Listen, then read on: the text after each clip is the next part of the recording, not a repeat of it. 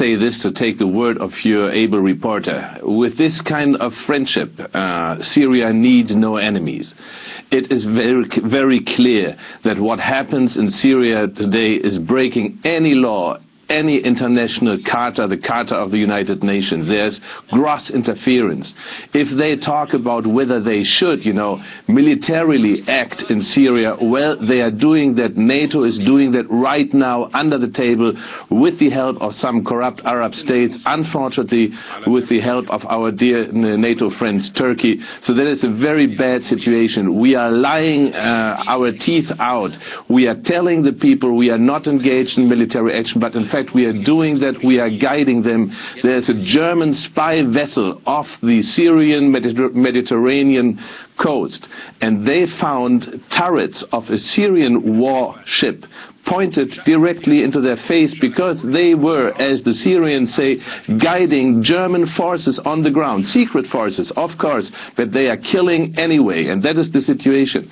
The Syrians right now, they are catching, French spies, British spies, Saudi spies, Turkish spies, and soldiers, regular soldiers, by the dozens, and that is a very bad situation right now. Let's talk about this meeting right now. I mean, the Friends of Syria openly opposes the Assad regime and supports the Syrian National Council, which is, of course, not even represented inside the country. Given all that, what outcome do you expect from the Friends of Syria meeting? Well, I expect two outcomes. One will be told to the stupid Western public. Stupid because our media are constantly, grossly mispresenting what is happening on the ground in Syria today.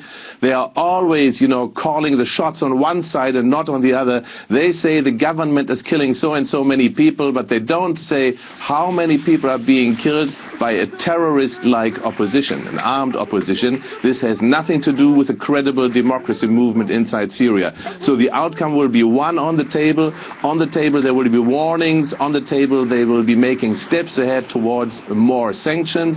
Of course they will need, Russian and Chinese support. I'm very happy to hear, as ashamed as I am as a German, that we are taking part in this bad policy towards Syria. I'm happy that Russia and China are not taking part in this very ugly conference, and let me say they will be making advances, but under the table they will reassure themselves that the secret war going on against Syria, which is not so secret in fact to anybody watching closely and watching objectively, that this is going to be reinforced, but that will be under the table and not discussed openly.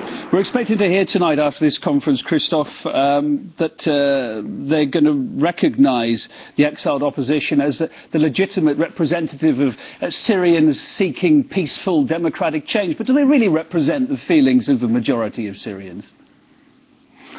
Yeah, that's another one of these dirty jokes. In fact, what we face here is some kind of, prefabricated agenda. That agenda is helpful, if the West is starting an uprising in Iran.